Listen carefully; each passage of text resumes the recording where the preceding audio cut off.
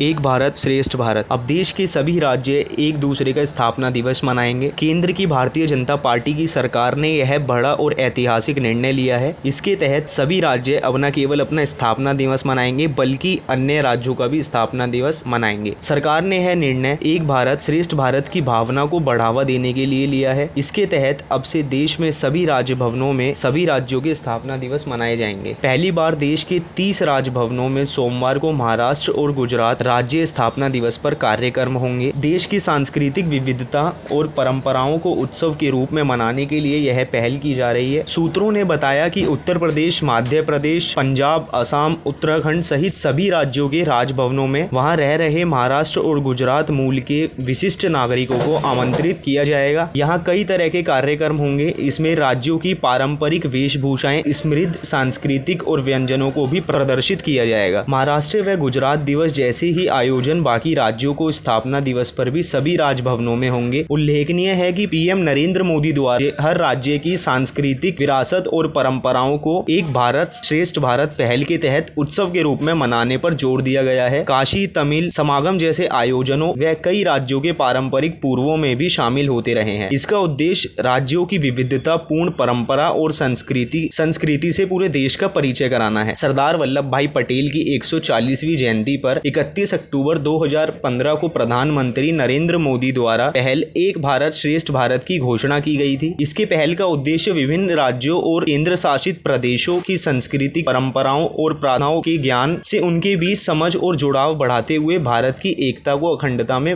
मजबूती लाना है।